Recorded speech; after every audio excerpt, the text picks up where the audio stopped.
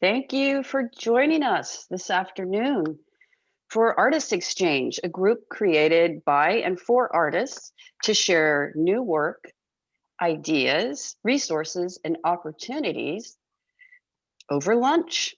So grab your lunch and a beverage and join us as we discover the work of two artists, Oren Carpenter and Toni Littlejohn. I'm Shelley Rugg, the gallery coordinator at Gallery Route 1. When it's time for the Q&A, we would like you to use the raise your hand icon that you can find at the bottom of your Zoom viewing screen. Look for the happy face emoji, click on it, then select raise your hand and wait for us to call on you. Now, I would like to introduce our host, Pamela Blotner. Pamela Blotner is a Bay Area artist, curator, and educator whose sculptures and drawings explore humankind's relationship with belief systems, nature, and calamity. She has worked as a sculptor for the Houston Zoo in Houston, Texas, and as an artist for Human Rights Watch, Physicians for Human Rights, Art for Conservation, and the Leatherback Trust. Blotner has taught at colleges and universities throughout the US, and her work has been exhibited in Europe, Asia, and Africa. Please join me in welcoming Pamela Blotner. Thank you, Shelley. That was lovely. And I am delighted to be here, and I'm delighted to see so many people that I consider friends and people I don't know in our audience today. So it's my pleasure to introduce these two artists, one of whom I have known for quite some time, Toni Littlejohn, and someone who is new to me, and that is Oren Carpenter. The reason that I chose these two artists was simple. They both had work that struck me in the same way. It's both erudite, lots of ideas, but also visceral. And part of what we like to do with Artist Exchange is to pick artists who are simpatico, but different enough that it's really exciting.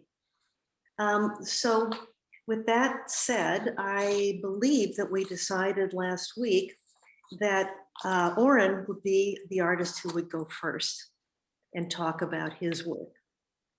Okay, so by way of a little introduction, he grew up in Memphis, Tennessee, and got his BFA at the University of Memphis, and then got his graduate degree in California and has lived here ever since. He likes to say he was raised in Tennessee, but raised in California, which I like a lot. He's now the Visual and Performing Arts Director at Marin Catholic High School and has been for some time. And you have probably begun to see his work around before you met him. He's shown his paintings and collages throughout the US and California, and his work was included in the De Young Open, which was, I think, opened this past year as the museum's 125th anniversary exhibition. And Oren was also selected as Novato's Marin Museum of Contemporary Arts, that's hard to say, Artist in Residence for 2021. I'd like to have you tell us a little bit about your journey as an artist, but I'd like to begin with a little quote from you. Your statement begins, "As a child growing up, I loved comic books and discovered that art could be my voice and superpower to cope with the stress that came with the color of my skin. Understanding I couldn't hide in my imagination, I learned how to bring my imagination to reality." Can we begin there?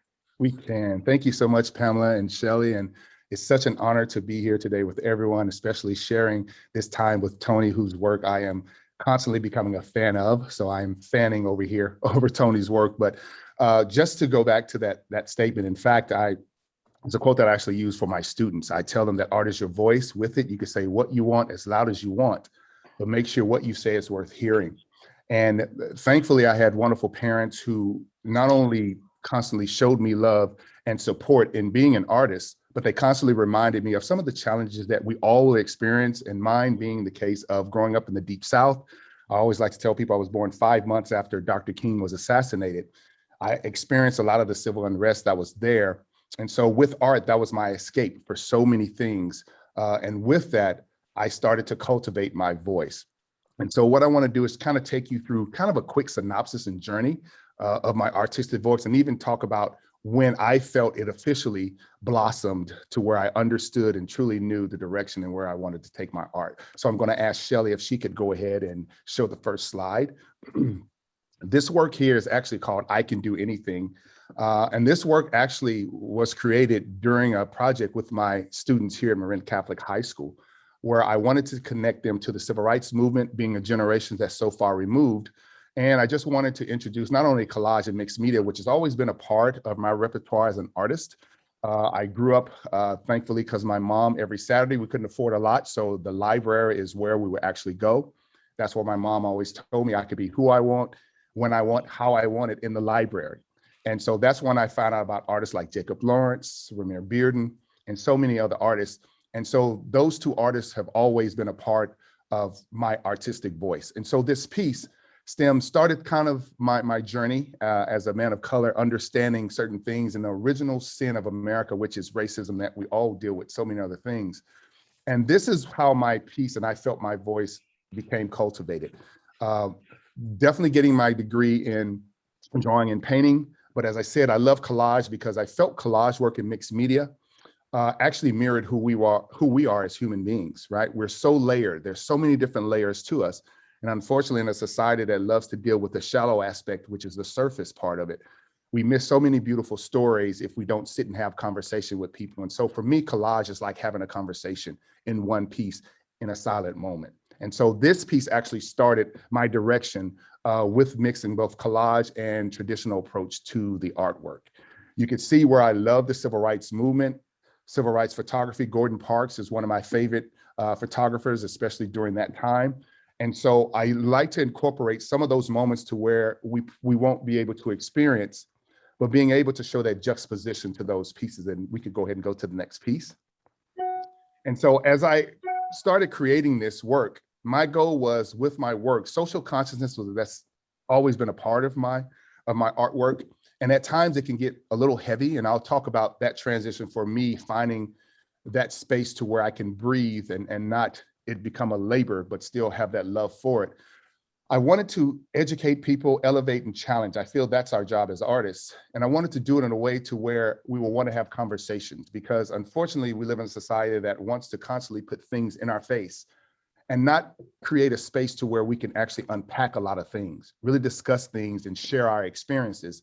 It seems our conversations become more of shame and blame and putting a lot of guilt on, especially uncomfortable conversations when we deal with race. And so as an artist, I wanted to open that up to where when you look at these pieces, it invited you in. It didn't push you away or exclude you in any way, but hopefully open up dialogue. This piece is the second piece that I kind of started with that transition and finding my voice, which is about the 4 little girls who were killed in the bombing of Alabama, Birmingham. And this is one of my favorite pieces because I thought about being a father, looking at my kids' shoes and the size of how small they were. My daughter was born. I thought about these little girls to where they never would outgrow their shoes, to where their parents would never be able to have these shoes to pass down to the young ladies once they became adults. And so the title of that is They Never Outgrew Them. And so I like to take those tough topics, those difficult things for us to go back and look at and bring them to show that even in the tragedy, that there's still beauty within our unfortunate history, but understanding where we can go, who we are as a people, if we come together to not only discuss, but figure out how we can become better as a world. So Shell, I'll ask if you can go to the next piece. And so as you saw that beginning transition, this is part of a series that I actually created last year. It's called Endangered Species. And it's something that had been on my brain for probably about 3 years, the concept of constantly trying to figure out how to actually bring this series to life. And it happened, unfortunately, with the tragedies that we all experienced, the trauma of the death and murder of George Floyd, Ahmaud Arbery, and Breonna Taylor, when as a nation and even as a world, we started thinking about these conversations. And it was until I heard a quote by Chris Rock, the famous comedian, where someone asked him in an interview, he said, "Do you feel that Black men or men of color are endangered species?" And his comment, which is a quote that I actually have on my website, he said, "No."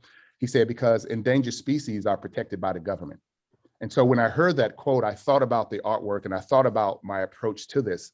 I wanted to create the energy that we now as a country and as a world started to feel because of the tragedies that happened. There was this universal experience that we all had, regardless of the color of our skin, regardless of our age, generation, economic status. We all experienced trauma during these things. And so this gave us a clean slate to start in our conversation. And that's what this piece is. It's multi-layered with so many different aspects that happened during this time. One key element I want to point out before moving to the next one is the megaphone. I wanted to show that juxtaposition of the 60s movement to even now, how so many things have changed, but yet so many things are still the same.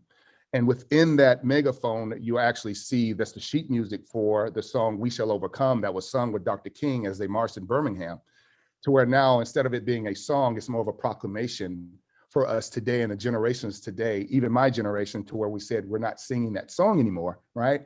It's time for us to make change. And so this painting here, if we can go to the next painting, that actually helped stem this series of creating this Basquiat-esque type of approach. He's another artist who I love and love the energy. I felt the energy needed to match what the experience that we all had. And so if you notice here, the pieces that you saw earlier, there was probably a balance of 80% of more traditional approach to it with painting and illustration, and probably more of like 20% of adding collage and different mixed media.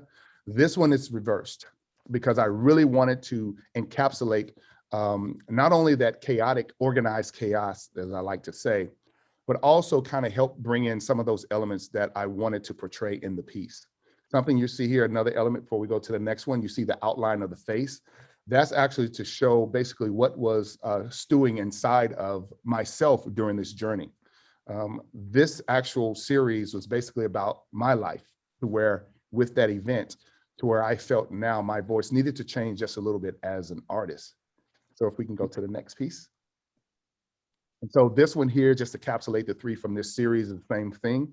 I heard a congressman from New York make the comment as an African-American man where he finally felt the courage to say that I'm not okay. Because being a man of color, you really couldn't show your emotions based on the experience that you experienced, because why? You didn't want to be labeled as something other than. And so this piece was just to kind of encapsulate how I was feeling, as well as others who talked about it, and not even people of color, but everyone who felt that we needed a change, that we're not okay with where things are. And so this was one of the few of the pieces from my endangered species. And so if we go to the next image, this is my abstract work, to where, as I talked about earlier, how social consciousness has always been a part of my artistic voice. But there came a time to where it's such a heavy topic, to where as an artist, we have to find that balance of not allowing the work now to become a labor. We always wanted to have that labor of love, but if the love aspect of it starts to remiss or starts to evaporate from that, that's where we have to watch ourselves as artists, because we don't want to turn something that we love so much into something that's negative. And so for me, abstract expressionism was an escape for that. It was a way for me to still get the energy out, still for me to clear my mind, and still build on a lot of the concepts and things that I felt. This is part of the series that's called Quarantine State of Mind, that of course dealt with the COVID-19 and where we are as a nation, where we all were confined to a small space. If you notice, the canvas in this series is actually square.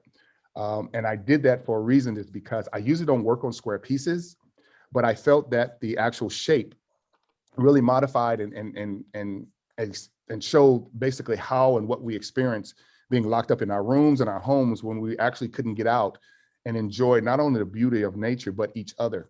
And so here I wanted the different colors to kind of talk about the different motions that we experience in this confined time.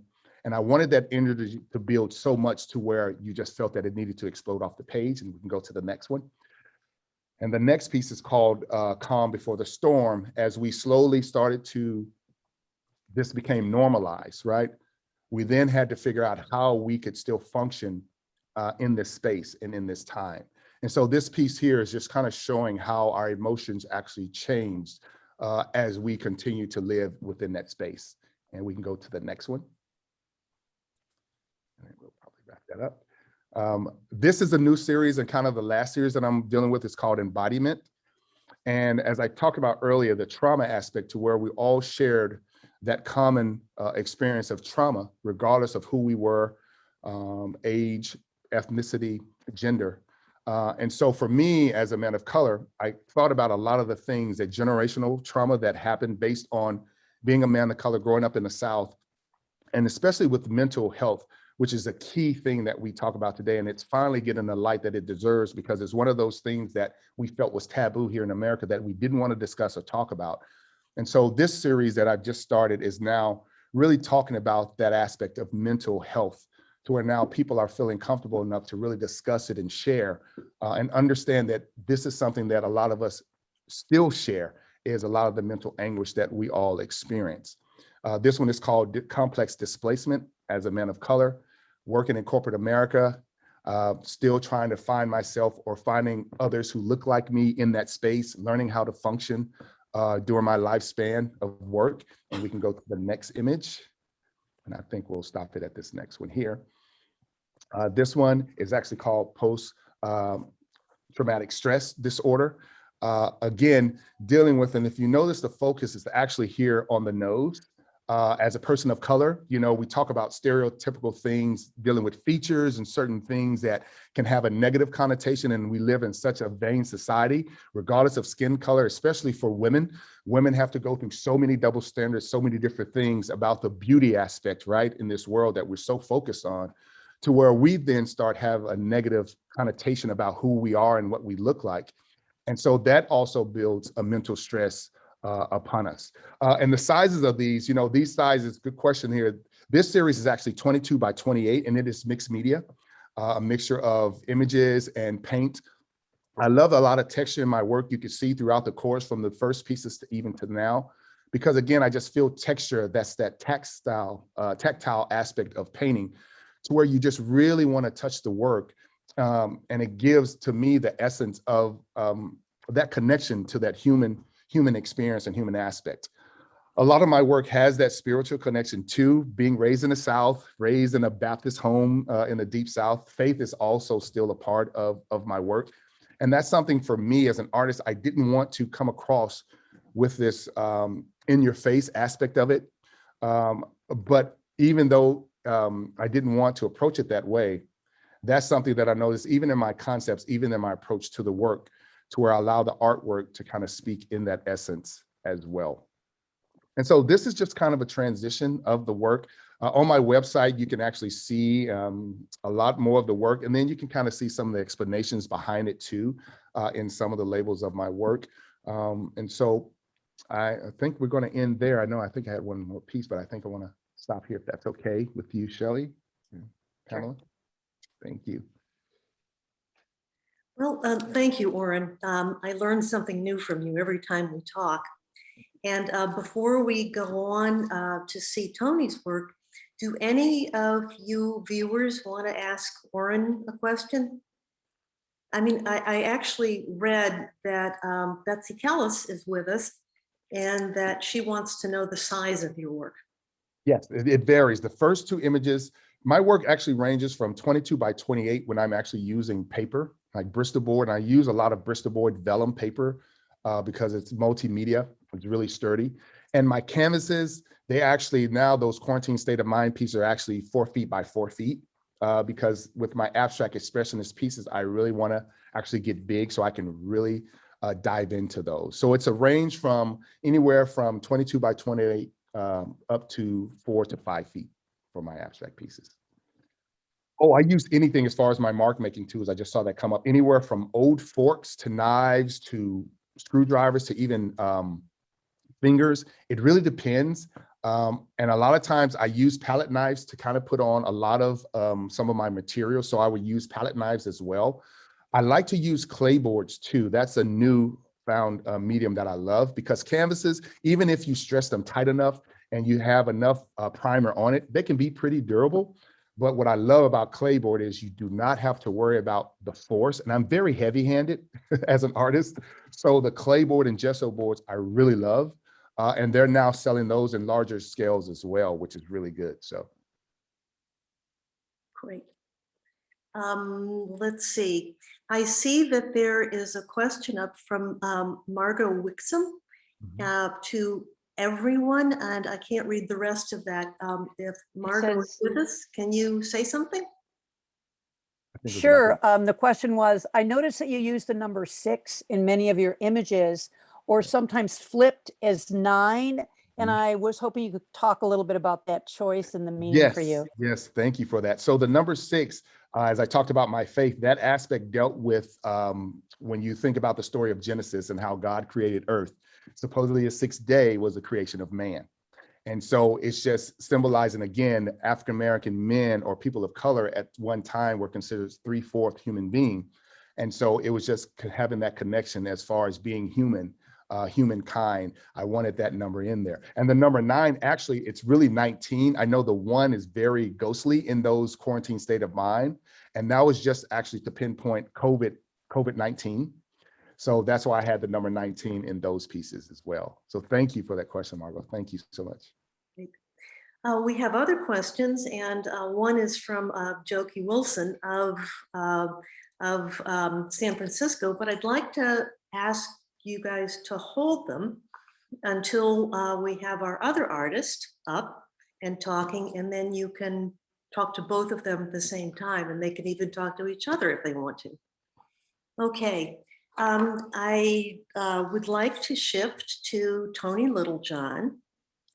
And Toni is a Bay Area painter of long standing, and she is a California woman and actually was educated at the California College of Arts and Crafts. And she has exhibited widely in California, all over the country, and in Russia, Ireland, Germany, and Latvia. She also has an interesting distinction that I didn't know about until I read this. She has the distinction of having had 2 of her artworks recorded in the onboard memory system of a NASA spacecraft. So I'll let you talk about that. She's also known as the founder of Wild Carrots, which is a wonderful painting group that I encourage some of you out there to inquire about.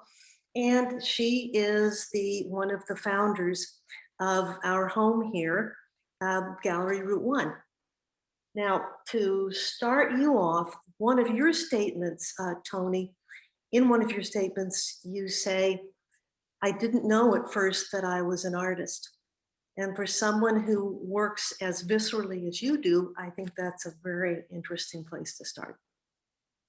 Thank you very much, Pamela. And Oren, thank you for that wonderful presentation and sharing with us the power of your work and how important it is in these, well, it's been important forever, but particularly now. And I hope that we really are going to be experiencing the change that we need to have. Regarding that quote, my parents were both artists, and I grew up making art thinking, isn't this something that everybody does? And it kind of took me a while to learn that. I was a teacher in the public school system in San Francisco, and I was teaching a group of boys who had been kicked out of their regular classroom because of discipline problems. And I turned to working with clay kind of for my sanity. And then I introduced clay to those boys, and we managed to create some kind of a cohesion or a team out of that. And I turned more and more to art making and recognized at some point that I would be really smart if I heeded that art ran in my blood. So that was one of those big turning points in my life. I've always felt that meditation was something that would be important to me. And I attended lots of different meditation courses and whatever, and we were always sitting up, and I would always fall asleep, and I was the butt of many meditation jokes. And I would, why aren't people lying down on the ground and feeling the ground? Because I grew up in Southern California and was in the ocean. I learned how to swim in the ocean. I was in the ocean a lot. And I was also lying down on the sand a whole lot and had a real strong, I've just felt like, you know, this was one of those things. Doesn't everybody do this? Naively, of course. So I did find eventually a meditation class that did incorporate lying down on the ground. And Shelley, can you start with the image, please?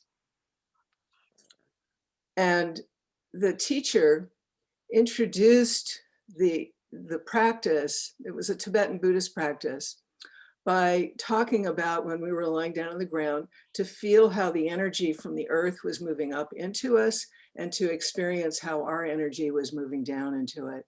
And she described it as making out with the earth. And I just love that. So I started a whole series of allowing the paint to express itself.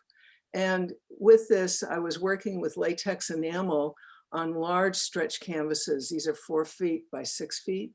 And I would tilt the canvas, put water on it, and then pour the latex so that gravity was actually working as a paintbrush, that gravity would pull the paint down and it would move it in all kinds of absolutely fascinating ways.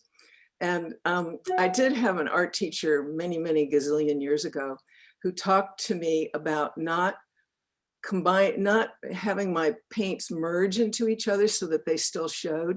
He wanted me to keep my colors pure. Well, I still was always fascinated by the way colors move into each other. And it was one of those rules that I felt like I'm gonna work on discarding that rule. So to me, what emerged with these, allowing the paint to express itself, were aspects of landscape. And I call this one Fire Under the Ice. And it feels like the glaciers, the sense of the change that's coming with our glaciers. So next one, please, Shelley. This one is also one of the large canvases with poured. And I always felt like it was an expression of the earth in its really formative stage, and just the energies that are present with it, and the light, kind of what it was like when our planet was first formed. So next one, please. So I mentioned swimming in the ocean, and I also did that at night quite a number of times. And when I swam in the ocean at night, and when there was no moon, there would oftentimes be the feeling that there was an enormous wave that was coming up and that was going to engulf us all. And when I painted this painting at a certain point, because it's large, it's 4 foot by 6 foot, the sense of this looming wave of water that for me relates to the sense of what's coming towards us with climate change. So next one, please. This one, again, was just astonishing to me about how the paint created an earthscape. And I call this one Pull to Yonder. And I've always been interested in what's beyond me, what's beyond my own personal realm of wisdom, of knowledge, of the world that's I'm using that word beyond quite a bit, but it's something that I can sense, I can taste, but I don't have words particularly to give to it. So anyway, there we go. Next one, please, Shelley. So sometimes the paint does things that are so extraordinary, and I have no idea how to recapitulate it. For instance, that green kind of valley down there where it curves, I do change the slope of the canvases. Sometimes I feel like I'm a sailor trimming the sail. So I'll have the canvas sloping one direction, and then later on I'll come and I'll slope it another one, or I'll adjust it. Sometimes I completely reverse the direction of the painting so that the gravitational swoosh reverses itself. And I'm using latex enamels for the most part that I water down quite significantly, and it breaks into, sometimes you can see almost like the pixels, because the binder of the paint is washed away with all the water that I use, and it just leaves the pigment in its place. So next painting, please.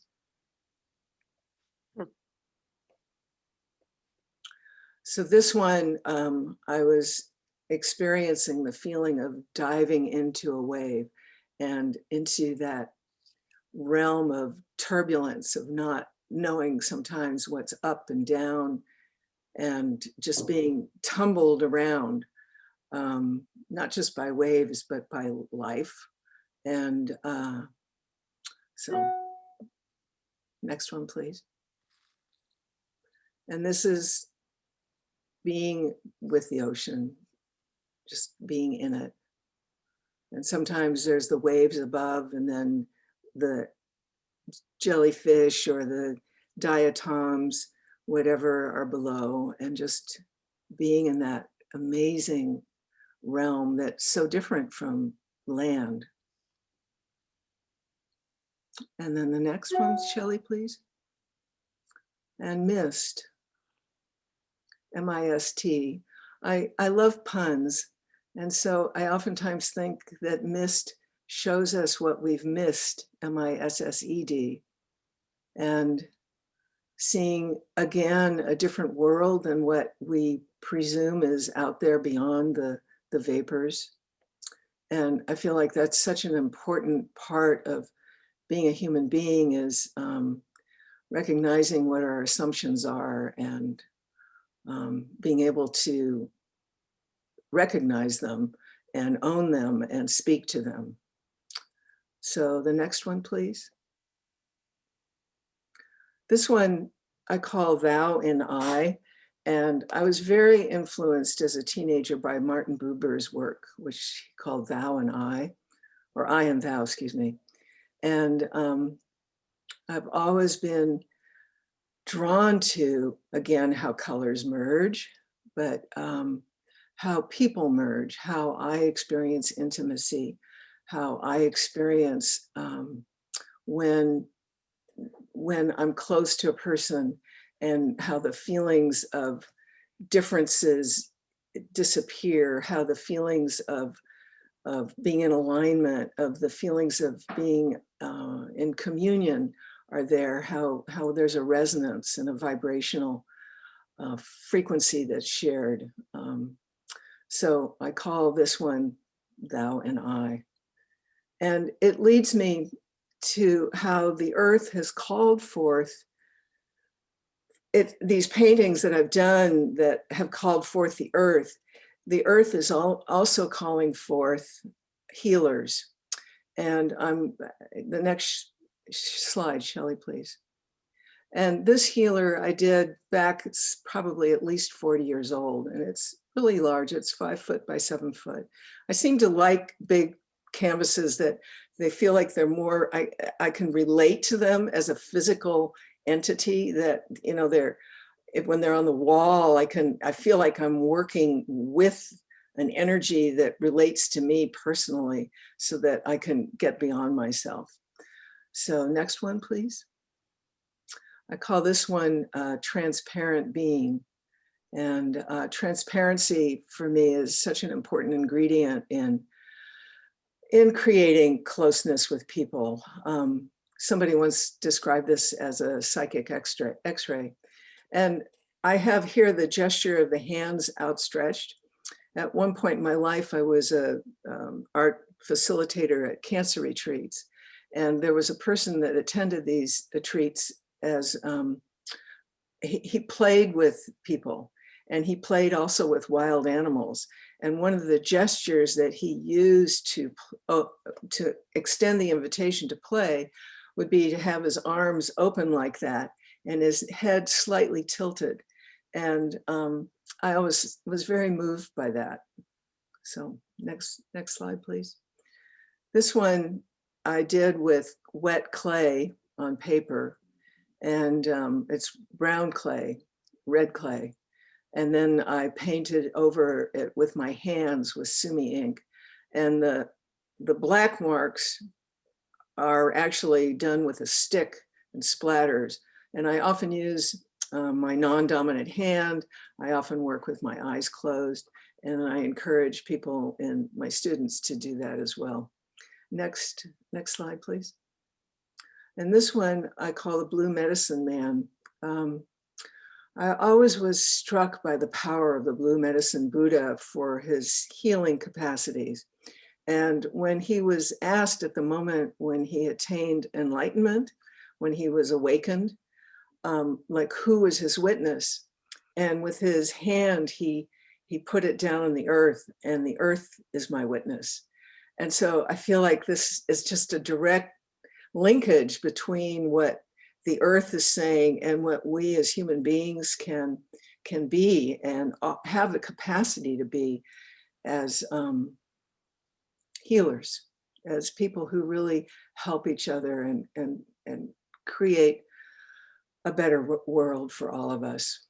So next slide, please. I did this painting was Goddess of the Crossroads. I created her when I was at a point in my life when I felt like I needed to make one of those very big life decisions. And I wanted advice. And so she emerged out of that. I usually don't know what I'm doing when I go into a painting. I really invite the unknown. And so sometimes I'll have a feeling of like, oh, okay, what are my choices here? You know, what am I working with? And then an image will show up. And I prefer that to knowing what it is that I'm going to do, because I already know that. I'm much more interested in what I don't know. Next slide, please. So this one is a shaman that I did. It's actually a darker piece. It's much blacker all the way around. And I feel like, you know, a shaman has that capacity to shapeshift and to move in and out of darkness and in and out of the flames. So next image, please. This is one I did after my father died. It's fairly large. It's 50 inches tall. It's on paper. And I just drew a man, and I felt like it was my father. And at some point doing it, the word Agamemnon came up, and I didn't remember who Agamemnon was. So I researched it a little bit, and to my absolute shock, I learned that Agamemnon had betrayed his daughter. And so for me, it was an invitation.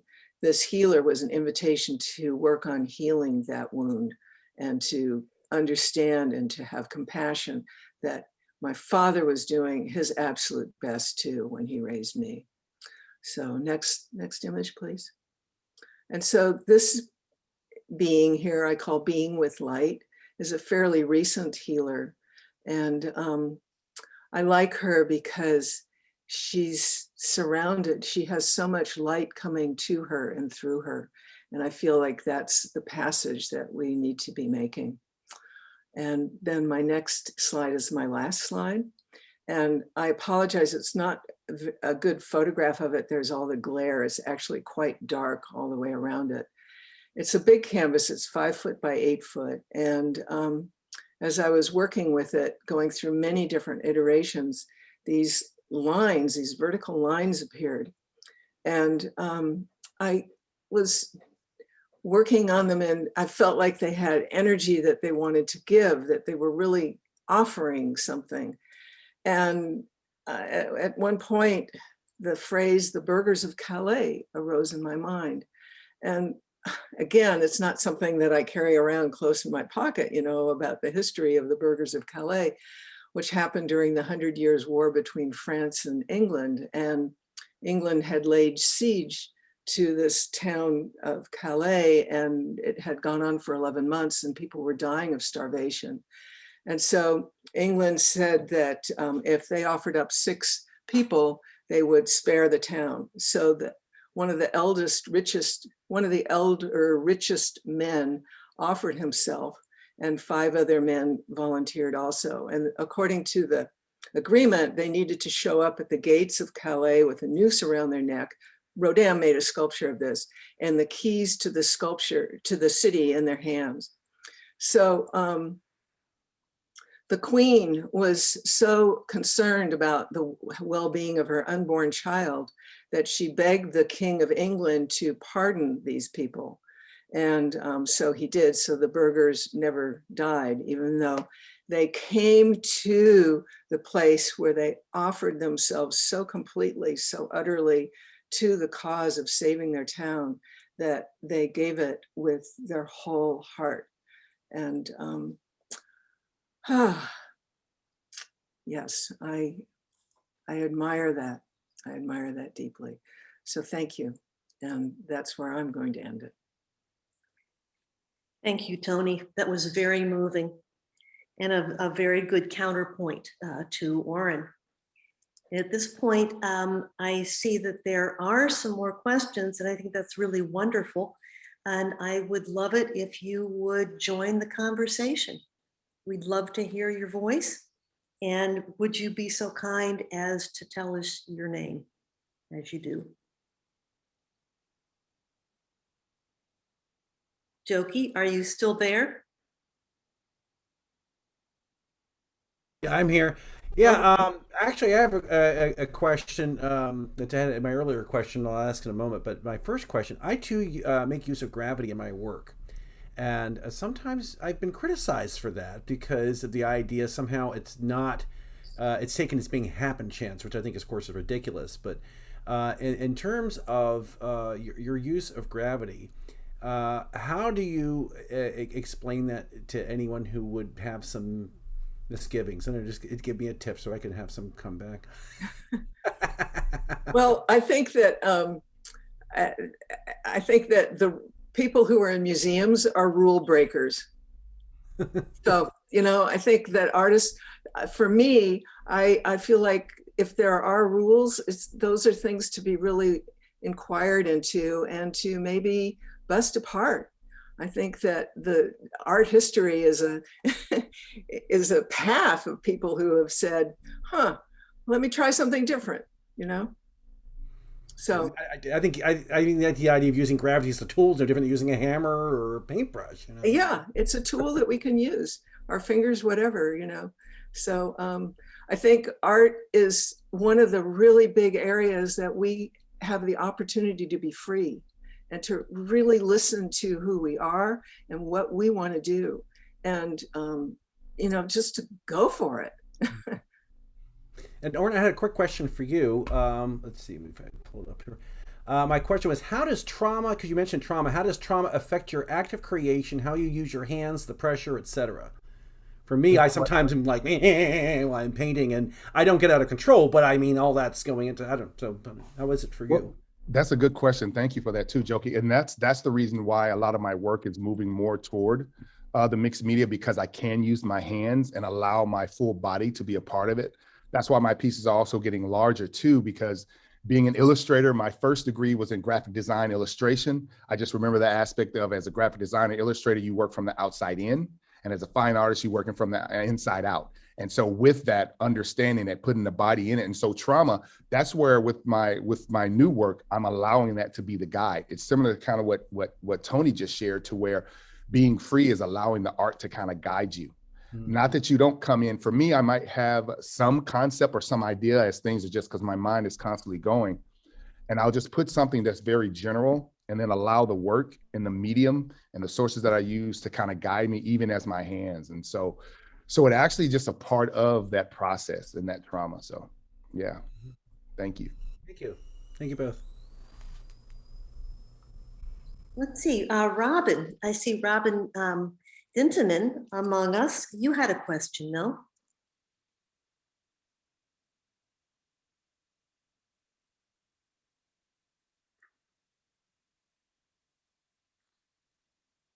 Yeah, sorry, I didn't unmute. The question I had was for Oren. When you started to talk about your abstract expressionist style, then you went into collage and you used photographs and cartoonish kind of characters. Can you talk a little bit about that? Yes, definitely. And so the embodiment actually was, it came after my quarantine state of mind. And it was funny because I had to find a happy medium for that. Because coming out of, it was difficult at first to come from something that was somewhat structured, even though it's mixed media, even though you could be free with it, it was still a little bit more structured than abstract expressionism. And so me going into that transition, I actually found that happy medium to where I then found myself not only being freer, but also free in that abstract expressionist, because again, we kind of deal with the definitions that even the art world and art school kind of lays upon us. And I'm pretty sure a lot of you who are artists, and Toni can speak on this as well, to where it got to the point to where with fine arts, I even question fine arts. Is fine arts even considered mixed media? Because of how society is. And so even in my pieces with that embodiment, I wanted to marry the two. I said I wanted to find a point to where even though abstract expressionism became an outlet for me dealing with the social consciousness, I still felt that they were separate entities. My challenge now is I want them to become one because they are one. They are coming from the one source, which is myself and what I'm dealing with. And so that's where those pieces, even though they're small now, and I'm actually working on larger scale pieces with the mixture of some of the same abstract expressionism moments and movements with having some of the collage pieces in there. So it's really was kind of a trial and error, allowing the work to do what it was going to do and then see what happened with it. And that's kind of the product of it. So Thanks. yeah, thank you. Okay, we still have a few minutes to go. Who else would like to ask a question? Go ahead, Toni. Orin, I'm curious about how you were nurtured as an artist, as a child. You know, that so many times we're told, oh, you need to do something that's going to make money, you know? Good question. Well, it's funny because both my mom and dad supported me. I think dad was more of, you want to kind of look at commercial art to make a living. That way you could still be a fine artist, because then again, being raised in the South, and at the time we didn't have a lot of exposure to those great artists of color, right? Because it was one of those, are there many out there besides those of the Harlem Renaissance? But mom was like, you know what? Whatever you can do for the rest of your life and not get paid for it, that's what you should do. So they both did it, the nurturing. Mom, of course, and I was a mama's boy. Of course, mom, she allowed and helped nurture that for me. And so with that, even in art school, it was still a challenge. Even as I got my BFA, and even at the Academy of Art, there was still a challenge as far as the art world. And so that's why I wanted to become an art teacher, because I wanted to help nurture those kids who wanted to go continue art as a career. I wanted to make sure that they had confidence in their artistic voice, because when you go to art school at college, it's so competitive and so much competition to where a lot of artists lose their voice because of that chain and train that they kind of go through, that mass production, as you will, in certain art schools and what they bring. So it was always there. Fortunately for mom and dad helped to instill it first. And I have a question for you, Toni. Sorry, if I can.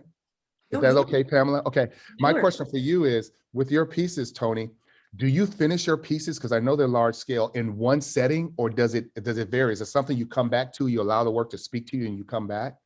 Oh, the big ones go on for a long, long time, that, you know, I have to allow each color to dry. So that's basically almost, you know, a day for each color. And so some of them go on for months, actually, the big ones. When I'm painting a figure, that also goes on for a long time, because I'm building up layers. And sometimes I'm scratching. I want to be like an anthropologist, you know, scratch back down. So it takes time both ways. But like the Agamemnon one was fast. That was a gesture, you know, boom. And in sort of like stand back and, you know, be grateful and not mess with it. Thank you. Yeah. What about you? Same thing. The piece. Some pieces, my quarantine state of mind actually took 4 months for those pieces, and I found myself working on multiple pieces. For my endangered species, it was really one piece at a time, allowing it to breathe. And I got to a certain point to where 3/4 of the piece was done. I would then start on another piece and then come back. So it's a constant movement with mine. There are times when I can work on one piece, but there's always this cohesiveness and this continuation with pieces. I don't have a lot of break in between multiple pieces, but time-wise, it varies from 1 week to 4 to 6 months. Yeah. So I have another question for you. Okay, this will have to be our last one because we're wrapping up. Okay. Well, and Vikisa's had her hand raised. Oh, right, okay. Toni. Oh, okay. Oren, I was curious about when you know a piece is finished. Oh, that's where I would usually let it sit for a while. I would go through the process of turning it upside down, let it get out of my view for a while, and then come back. And that's really only those pieces to where if I'm truly just allowing the art to kind of speak to me. My endangered species, I had a concept in mind. And so even as I was building the pieces and working in it, that I actually kind of knew when it was actually done. My abstract expressionist pieces, that's where I really have to allow the work to kind of tell me as I'm working on it to say enough is enough. So Yeah. Okay. Thank you. Where are you, Vikisa? I'm here, but I was gonna let it go. I had written down in the chat for Toni, I wanted to ask how much of her work contains any brush work, because it seemed like some of them don't contain any. And I love the question about how do you know when it's done? Yeah. I say it's when it's overdone. So there in the big paintings, the first ones had no brushwork at all. That's what I thought. And now I actually, because I was using up so much paint, I mean, it was just flooding, that now I will put the paint on now with a brush and to help scooch it a little bit, but it's basically I spritzer as I'm moving along. So I really don't use much brushwork at all in those big ones. The figurative pieces, they are mostly brushwork. Yeah. And knowing when a piece is done is always interesting. Sometimes it's a feeling that comes up, and says, all right, stop. But again, just like Oren, I'll put it aside and then come back and look at it later. And I might work on it again. Just a quick question from the chat from Libby Garrison wanting to know where we can see both artists' work in person. And then that's probably the last question. Yeah. Actually, can I ask this in person? So selfishly, Oren and I have talked about this in the past, but I run the art galleries at the Marin County Civic Center, and I would love to feature both of your work in an upcoming show, Toni and Oren together. So thank you so much for this very inspiring and educational and thoughtful talk. I'm glad to be here. So I hope we can see more of your work in person, not just at the Civic Center, but I would love to know, do you have shows up right now? Where can we come see your work? Maybe they can pop their website addresses in the chat. That would be helpful. And I'll let Toni go if Toni wants to go ahead. I don't have any work out in the public right now that I know of. I have to think about that a little bit longer. I think that the San Francisco Museum of Art's rental gallery has work in their Dropbox of mine. And I will be showing at Toby's gallery next in the beginning of next year.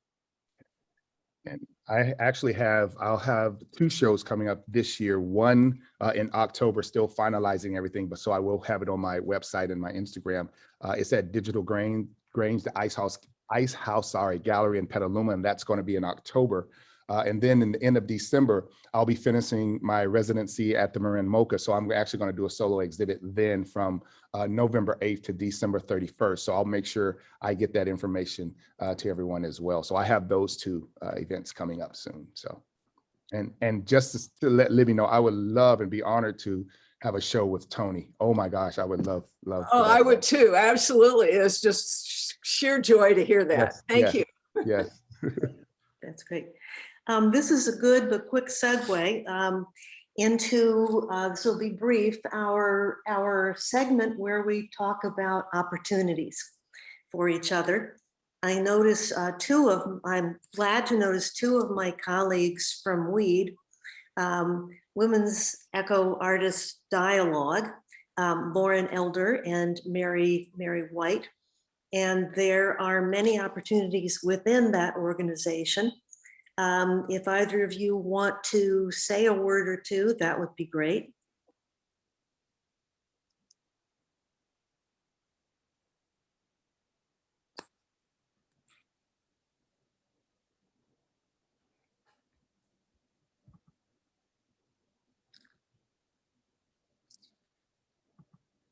Lauren, you need to unmute.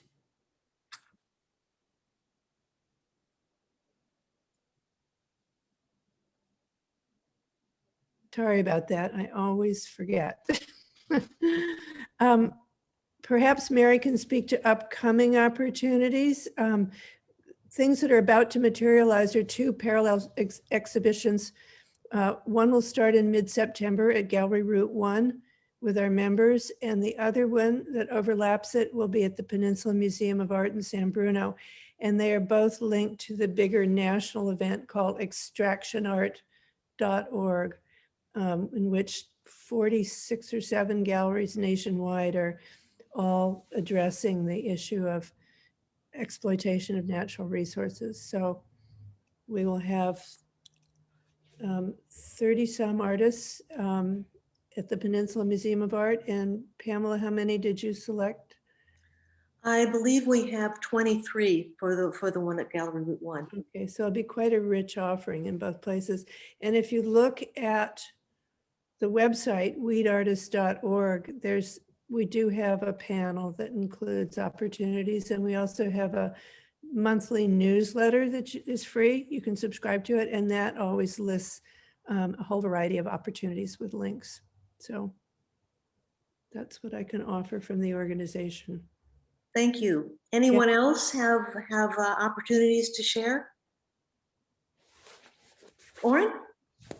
Yes, and I know the timing is pretty quick, but the O'Hanlon Center is actually, it's a call for women artists because they're specializing and having a series, an exhibit for just local women artists. So please go to their website. I think the final submission date is tomorrow, I think 11:59 p.m., but I think I sent a link to Shelley, so please submit work there. Yes, perfect. So they're looking for artists there. And so it's a wonderful organization if you don't know about the O'Hanlon Center in Mill Valley. So just wanted to offer that too. Okay, great. Shelley. Oh, we've got 5 minutes. Is that? I'll make it quick. So there are several opportunities for artists right now. You can find them at Gallery Route 1, all spelled out, .org. And you find the Artist Resources tab. And there you will learn about our 18-month fellowships available for artists 21 to 40 in the San Francisco Bay Area. You can also learn about project space exhibition proposals. Both of those have a deadline of October 1st. And we're also looking for new artist members. So please visit our website and learn about all those opportunities. Jokey. I just want to mention real quick, in case anybody doesn't know, because it's still, I think it's only a few years old. SF MoMA is now offering free memberships to teachers, and I have a paid membership also. But the thing is, through having the teacher membership, you get access to special teacher days, and they also, when they're doing it in person, they feed you and stuff. So that's pretty cool. And you also get a lot of access to programs like this that are online where you have artist talks and things like that, or can participate in those things yourselves. So I just thought I'd put that out there in case anybody didn't know. Thank you. And full disclosure, Jokey is a former student of mine. So I'm very thrilled to see you here. Thank you. Glad to be here. Good. Thank you. So we're going to be here again in August. Shelley, do we have a date for our August? let me see if I can find it. I'm sorry I didn't think of it ahead of time. Well, I should have prepared it. Let me see here. How about in the meantime, while you're looking, that I mentioned the box show? Oh, That's opening absolutely. this Saturday at Gallery Route 1. There are 150 different boxes. Everyone began with the same size. It's a square box this year. And it's just amazing what people do. It's absolutely incredible. Out of the box, out of, out of the box, in the box, you name it, it's there. So please come and see the show. It's our biggest fundraiser of the year, and it will go from this Saturday through September 11th when we have the final bid, final auction.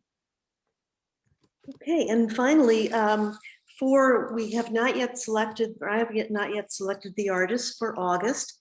It's August 18th. Pardon me? August 18th, the third. August 18th. And so wide open to suggestions. If you would like to be featured yourself, or if you know artists that you really feel should be given this opportunity, that would be great. It's wonderful to explore different areas of art making.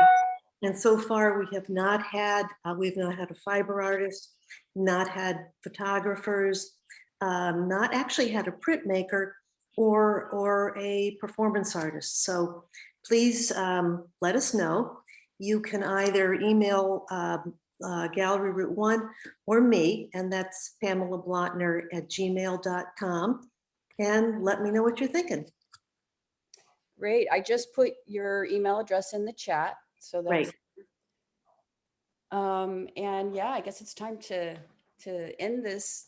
So if you would like to be notified about future Artists Exchange events, drop your email address in the chat, and then we will add you to our gallery email list. If you think you'd like to present as an artist at a future event, you can find Pamela's email address in the chat as well, so contact her. If you were moved by today's presentation and want to support the work that Gallery Route 1 does to bring art to the community, then please visit our website at galleryroute1.org and make a donation today. And please put a note in the comments that it was for the Artists Exchange event. And hope to see you next month on August 18th. And thank you again for coming. Thank you. The artists again. Wonderful. Thank you. Thank you so Thank much. you. Thank you.